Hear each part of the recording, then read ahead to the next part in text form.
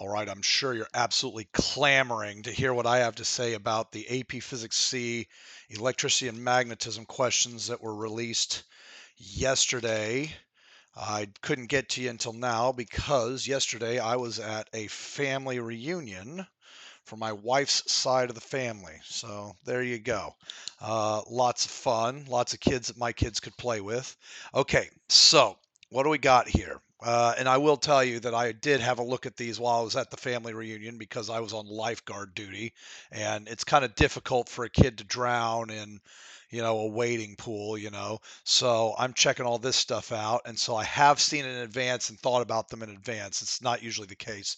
Two very long cylindrical current carrying wires S and T, parallel to the y-axis, as shown in figure 1. The centers of the wires are in the XY plane. Okay, and the wires are described as follows. S has a radius of 2a, centered at x equals 0. Okay, sure. Wire S has non-uniform current density, carries a total current I naught. The magnitude and current density in wire S can be described by J equals C times R. C is a positive number. T has radius A and is centered at 10A. Wire T has uniform current density and carries a total current I naught in the negative Y direction. Okay, fine. Part A. Point P is located inside wire S at horizontal position X equals A. Derive an expression for the magnitude of the magnetic field point P due only to the current wire S in terms of CA and physical constants. Okay, so what I have to do for this part right here, and I'm going to do it up here, AI, is I'm going to do Ampere's law. Integral B dot dl equals mu naught I enclosed. Okay, so here's going to be my Ampere loop. It's going to be a circle of radius A. Okay, it's circle of radius A. So that's the Ampere loop. So this becomes B times 2 pi A. That is the length around the loop. This is going to be mu naught, and then I enclosed is going to suck. Okay, it's going to really suck to get. So I'm going to say this. I'm going to say I enclosed is the integral of J d area. Now the J we were told was C times R. And then what's the area of a circle is pi r squared. So the D area would be the implicit derivative of this 2 pi r dr. So the dA would be 2 pi r dr. And we're going to integrate pieces of the current density out from 0 to radius A. All right, so then the I enclosed would be the integral from 0 to A of all this. The I enclosed will be, let's see what constants do we have. 2 pi and C are all constants. Integral r squared dr from 0 to A. So it becomes 2 pi C times 1/3 r cubed from 0 to A would just be 1/3 A cubed. So the I enclosed, I always tell my students the I enclosed is the worst thing, okay? Or the charge enclosed from Gauss's law. That's the part that's tough. The loopy integral is always a joke. It's always like E times 4 pi r squared area or B times 2 pi r length, right? Okay, so now I'm going to put this over here, mu naught times 2/3 pi CA cubed. Well, let's see here. I think we are going to be getting rid of a factor of pi and a factor of 2 and one of the factors of A, leaving us with B equals 1/3 mu naught C A squared. Yeah, all right, at least it has the correct units, I think. I think it has the correct units. Okay. On the axis shown in figure 2, sketch a graph of the magnitude B of the magnetic field due to the currents in both wires as a function of X. Sketches in shade region will not be. Okay. So what I'm going to say right now is I'm going to say that due to this wire, I'm going to do this in pink, we're going to have into the page magnetic field. So into the page, into the page, into the page, into the page, into the page, into the page, into the page magnetic field. But this guy is also going to create into the page magnetic field on this side, into the page, into the page, into the page, into the page, into the page, into the page. Now the equation that I'm thinking is B equals mu naught I over 2 pi R. And so what I think is you're going to have a magnetic field that decreases and then increases. and it's going to be a minimum at the point that's halfway between them because these are equal currents. So they will decrease to here when we're equal distance from both currents, and then it will increase again. So I am going to say that the magnetic field is going to be a minimum here, and then it's going to increase, but it would reach an asymptote at x equals 0, but that's not where this is. And then it would reach, okay, I need to make this symmetrical, and I was not really thinking about that, so I'm going to really try and make this symmetrical and like that or something like that. Okay, so that's basically what the magnetic field is going to look like.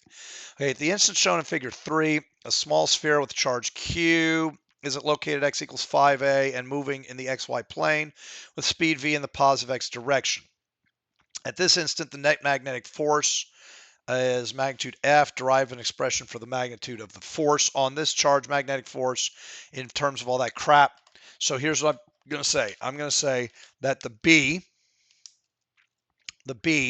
is actually mu naught I from wire S over 2 pi the distance to wire S plus mu naught times the I of wire T over 2 pi times the R of wire, the distance to wire T. Now, this is measured from the center of each wire, and these are the same. So this is going to be mu naught I naught because they both have the same current I naught over 2 pi, and then this is going to be 5a. 5a to 0 and 5a to 10.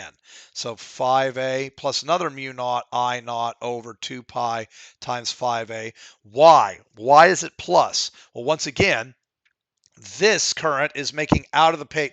Well, I screwed that up before. It was not correct. It was dots. Dots. The point is it was the same. Well, no, I was right the first time because I'm using the wrong hand here. Okay, I just used the wrong hand. I used my left hand just now. No, this was X's. Sorry. Okay.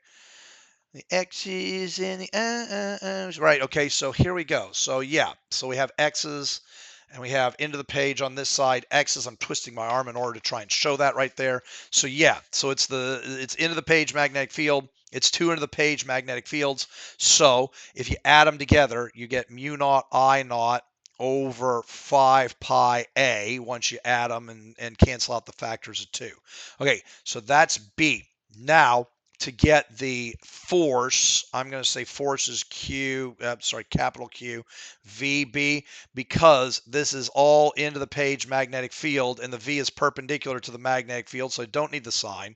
So it's just going to be QV times mu naught I naught over 5 pi A. Am I allowed to have all this? A, Q, V, fundamental constants mu naught, I naught, 5 and pi are fundamental constants.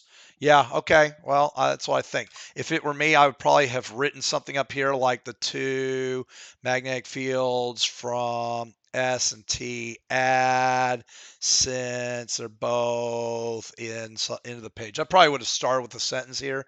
And then here, I don't feel like it. I mean, Ampere's law, everybody knows. All right, let's come up to this. Thin non-conducting charge rods S and T, it's S and T again, okay, are held fixed in the XY plane. S is oriented along the x-axis, and T is oriented along the y-axis. You can tell it's late at night, can't you? Each rod is uniform positive linear charge density lambda, and point P is located over here. Okay, draw an arrow starting on the dot that indicates the direction of the net electric field E at point P. Okay, so I'm going to color code this. Let me get some better colors out. All right, so I've got pink and blue. So let's make this guy pink, and he is going to create electric field pointing straight up. Okay, that's the electric field from rod S. And T is going to be blue. And he's going to make electric field pointing away from positive. And because this is directly above the center and directly to the right of the center, directly to the left of the center, then we know the electric fields are going to point exactly up and exactly left. So then the electric field at point P will be like so. All right. Now, at the origin, you're going to have electric field pointing directly away from positive and electric field pointing directly away from positive. So at the origin, you'll have electric field pointing directly away from those two positives. Draw an arrow starting on the dot that indicates the direction of the net acceleration of a small negatively charged sphere at point O. Well, if electric field points this way, then positive charges will feel force and have an acceleration this way. Negative charges will feel force and acceleration in the opposite direction. All right, derive an expression for the magnitude EO of the net electric field at point O due to rods S and T in terms of all that bull crap.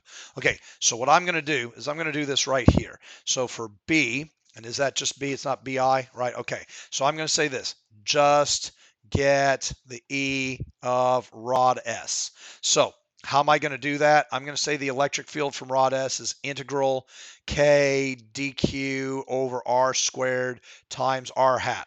Now, the R hat manages the direction, and if I split this into little tiny pieces, every single little tiny piece is going to feel or going to create rightward electric field. So this is just going to be positive 1 the whole time. Screw it, okay? Now, on the other hand, dq is a little bit trickier. Now, lambda is dq over d distance, which I'm going to call x. So then that's what lambda is. It is charge per length. So I'm going to say dq is lambda dx. Okay, all good. And then what is r going to be? R is going to be, I'm going to go ahead and just call that x. So I'm going to say that r equals x, but then what that means is that x is going to go from negative 3L here to x equals negative L here. Okay, so it's from negative 3L to negative L. So that's what the electric field is going to do. So let's have a look here. The electric field is the integral from x equals negative 3L to x equals negative L. And it's going to be K, and dq is going to be lambda dx, okay, all over r squared, which is going to be x squared. X is just the distance to the origin. I mean, that works out beautifully. So this is the same thing as K lambda x to the negative 2 dx, integral from negative 3L to negative L. So we're going to raise up the power and divide by the new power. Okay, so now I'm going to go this way. Here we go. Raise up the power, x to the negative 1, divide by the new power, negative K lambda over x.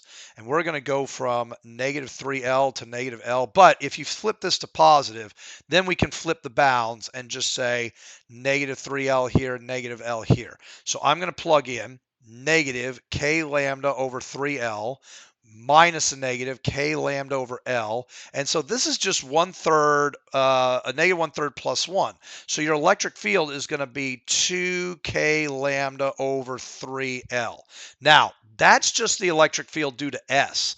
However, the S and the T electric fields are both the same because they're symmetrical. They're symmetrical, but we have to add them as vectors, one right, one down. And so that means that the E at point O is going to be the E in the S direction, times I hat, plus the E in the T direction times negative J hat for down. And so that means that we're going to add them using the Pythagorean theorem. You get the square root of 2 times 2K lambda over 3 L.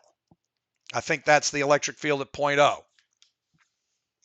Okay, part C, rod T is removed. Thank goodness, couldn't have happened soon enough for me.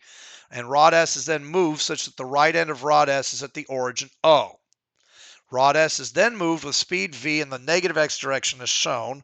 On the axis shown in figure 4, sketch a graph of the electric potential VO at the origin O due to rod S as a function of the distance R between the origin and the right end of rod S. Okay, so what I'm going to do is I'm going to guess that the graph is actually going to have an asymptote and then come down like this, but I'm not entirely sure, so I'm going to go ahead and derive it.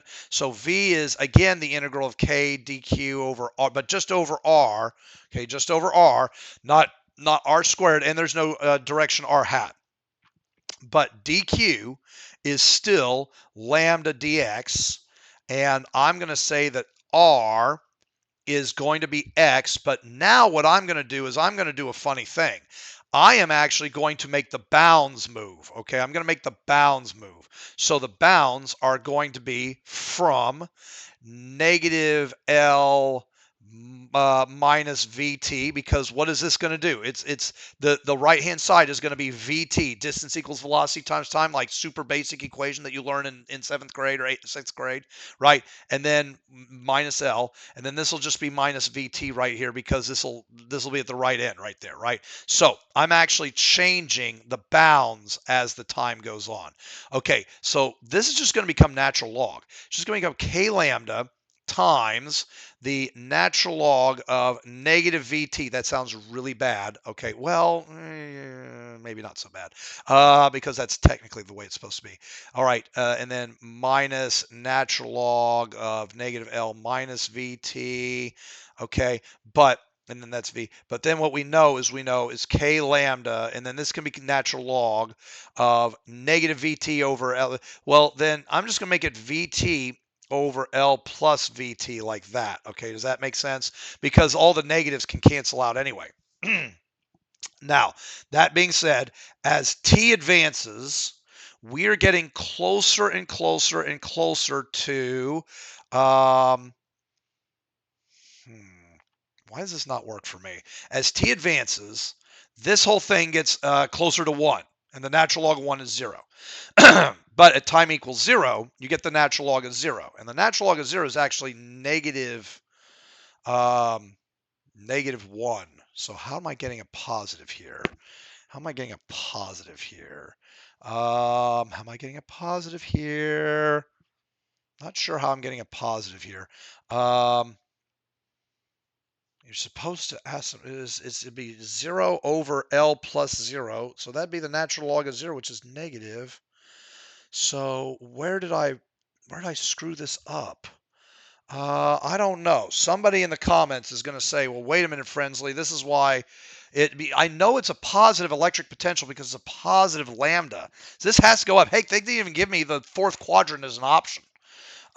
So how am I getting a positive V after this? This is positive, this is positive. And then when T equals 0,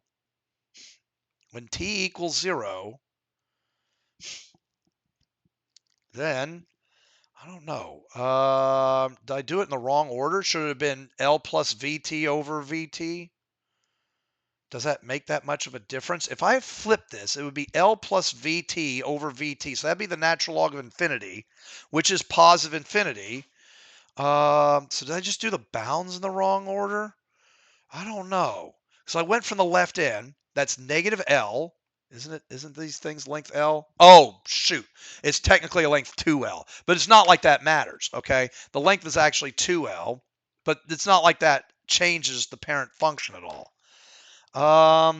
I don't know. I'm going to leave that as an exercise of the reader. I think I should have done 2L plus VT over VT, because then that natural log of infinity when t equals 0 is infinity, and that gives me what I'm looking for here. So did I just do the bounds in the wrong order? Does it even matter? I bet it has something to do with the nature of the absolute value function. Okay, some really mathy person can maybe tell me where I went wrong there. A new thin non-conducting charge rod W has the same length as rod S. Rod W has uniform negative charge density, negative lambda. Rods S and W are initially held fixed with one end at the origin. Starting at the same time, they move speed v in their respective directions. Indicate how the sketch of the graph VO at the origin O due to both rods would be different. How would it be different? It'd be 0.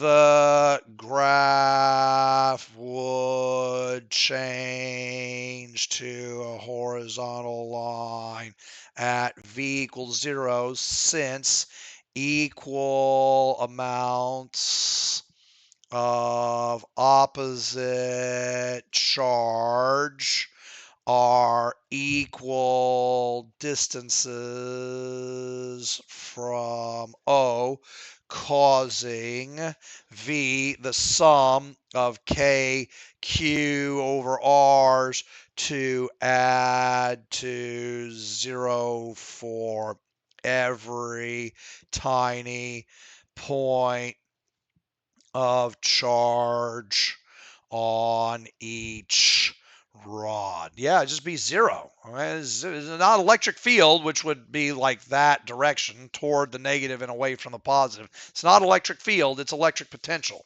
which cares about the sign. Okay, in experiment 1, students are asked to collect data that can be graphed to determine the inductance of an inductor. Glorious. The students have access to multiple charge capacitors. Really? Each of different known capacitance, and a voltmeter that measures potential difference as a function of time, like maybe a Vernier voltmeter, right, that can give you that graph of voltage versus time. Okay, so I already know that I am supposed to look at the equation omega equals 1 over radical LC on the formula chart. And remember that omega is the same thing as 2 pi over the period.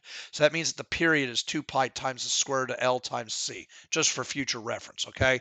And the key, they gave it away with multiple charge capacitors, okay? In each trial, the inductor is connected to a charge capacitor and an initially open switch. Oh, the capacitor is already charged to start with. Okay, well, thanks for that. Indicate quantities that could be measured by the students that would allow them to determine L1 by using a linear graph. So the answer is this. So,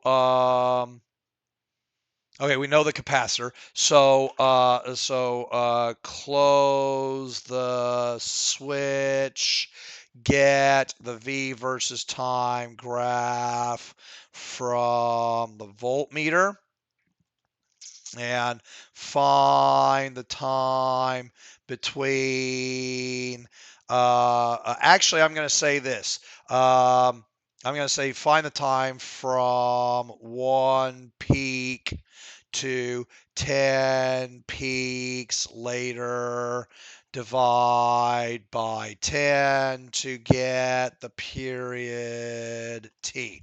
Okay, repeat for each known capacitor C. Okay, what quantities could the students graph in order to create a linear graph? Well, if period equals 2 pi radical LC, then t squared equals 4 pi squared LC. So plot t squared on the horizontal versus c on the vertical. Okay, the slope is 4 pi squared L. Okay, thanks for that. In experiment 2, the students are asked to use a graph to determine the inductance L2 of a new inductor. The inductor is connected to 12-volt battery, 10 ohm resistor, and initially open switch. After the switch is closed, the current in the circuit is measured at different times, and the rate of change of current is also determined. Okay, so here's how they would do that if you honestly care. So the way they would do that is they would have I versus time, and it would be dots that would look like actually, I take it back. I versus time, because this is an amping up inductor, then it would look like this, which is why we see the current gradually increasing here, right? And then what they would do is for this, which might be 0.040, they would take the slope between the two adjacent points. And then here, this might be 0.50, and then they would take the slope between these two adjacent points, and that would get you the DIDT. And so this might be 0.75, and they would get you the slope here, and that would be 150. So it's not that difficult to actually do. Okay, this is not asking too much. All right. So the data collected is shown. They did not actually give me an equation. They usually do on this question. They might be reneging on that now. But what I'm going to say is I'm going to do a loop rule, and the loop rule is going to be EMF minus IR minus L2 DIDT is equal to 0. So if I make this my X, and I make this my Y, is that how I want to play this game? Or do I want to make this my X and this my Y? Let's bring this over. Let's say IR is equal to EMF minus L2 DIDT, okay? And then I'm going to divide. So I is EMF over R minus L2 over R DIDT. So I think I'm going to make I my Y. I'm going to make DIDT my X. And then this will be my slope right here. Okay, so here we go. All right, so the quantity that's going to go on the vertical, we said, is I in amps. And then the DIDT will be X DIDT in amps per second. Okay, let's look at our amps per second. A 1, a 2, a 3, a 4, a 5, a 6. I wonder if this is the standard that they're going to go with, is the 6 large squares. So 250, 200, 150, 150, 0. Okay, now this goes all the way up to 1. So how about 0.2, 0.4, 0.6, 0.8, and one big one? Okay, so we're going to go to 0.4, and we're going to look for 280. Okay, I'll look for 280. That's this right here. Okay, we're going to look for 0.5 and 230. 2.5 is right there. 230 is going to be like right 200, 230. Okay, right there. 0.75, so that's 0.7, 0.72, 0.76. Says 0.75 is right about there. And then what is this? A 150? Oh, there's 150 right there. Okay, so 0.75 is about right there. Okay, and then 0.9, it's in the middle, and 100. Okay, and then 1 and 0.68. There's 0.6, 0.68, probably put about right there. Straight edge, straight edge, straight edge, straight edge, straight edge, straight edge, straight edge, straight edge. What am I? Straight edge. I didn't bring in a straight edge to my exam. Shame on me. Okay, well, can I just use the edge of this calculator here? Not really. I don't think that's a very good straight edge, but I'm going to do it anyway. I'm going to regret this.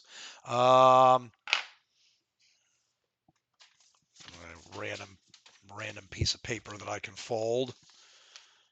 Okay, straight edge. Okay, now I feel like putting this into my calculator. All right, so let's see. So I'm going to put in the DIDT. Oh, okay, stat. Okay, go away, go away. This looks like data from the other AP exam. Okay, so 280, 230, 150, 168, 0.4, 0.5, 0.75. 0.9 and one big one. Okay, so we'll turn on plot one. We're going to do stat, calc, linrig, L1, L2, store the function in Y1, zoom 9. Oh my gosh, that's a little too much for me, but I guess that's what it looks like right there. Okay, so I'm going to set the window like I did. So the X max will be 300 and the scale will be by 50. And then the Y min will be 1 and the scale will be by 0.2. Really 1.2 if you want to be technical. Yeah, I'm allergic to all this physics. Okay, that looks kind of like what I drew. Okay, so what was that slope again?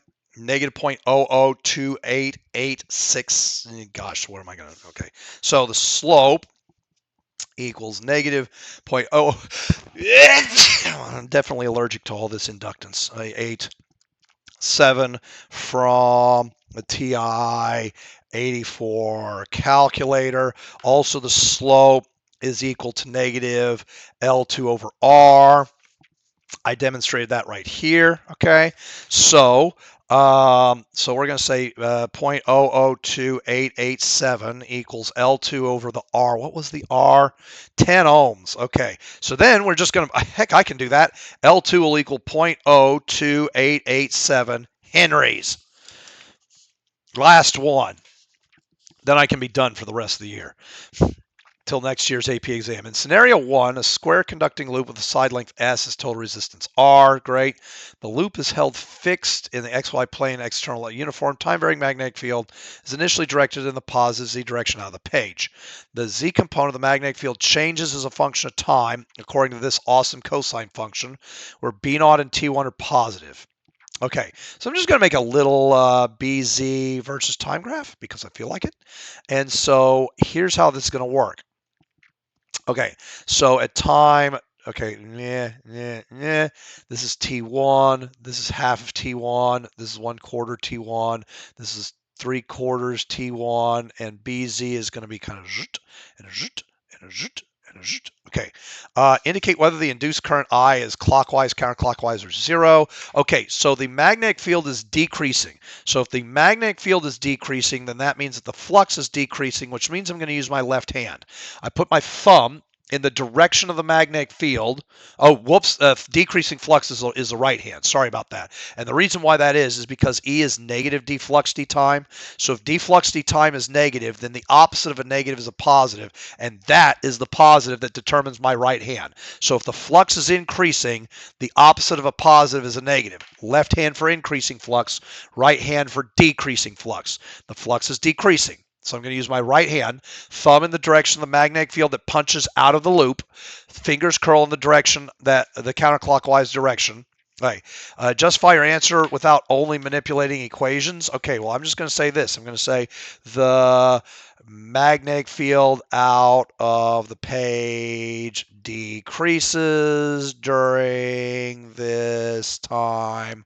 So flux decreases. So if EMF is negative defluxity time, EMF is positive. So using my right hand, my thumb is out of the page with the decreasing magnetic field. Okay, my fingers curl counterclockwise in the direction of the induced current. Okay, so all good. Derive an expression I for the as a function of time in terms of all that crap. Okay, so I'm going to say this. I'm going to say flux is B times area. And so the B is B naught. It's up here. Cosine 2 pi t over, well, I'm going to put the T1 right there. Okay, and then the area is going to be S squared. That's the flux. The EMF is going to be negative defluxity time. Okay. It does not say whether what the sign needs to be. So the derivative of cosine is negative sine, but the opposite of negative sine is positive sine. So you're going to get a double negative. The 2 pi over T1 is going to jump out because of the chain rule. You're going to have 2 pi over T1 times T times S squared. Okay, that's EMF. But EMF is also equal to I times R. So we're going to divide, and I'm going to get I is equal to, let's get it all together at once, 2 pi B naught S squared over T1 times R sine 2 pi over T1 times T. Yeah, I'm really struggling here. Okay. In scenario 2, I'm really allergic to this. I'm just telling you right now. A new square conducting loop with side length 2s and total resistance 2r is placed in the same external uniform time varying magnetic field as scenario 1. Indicate whether the maximum current induced will be more. It will be. Justify your answer by referencing the expression you derived part B. In B, the max current is 2 pi, what was it again? 2 pi B naught S squared over T1 times R.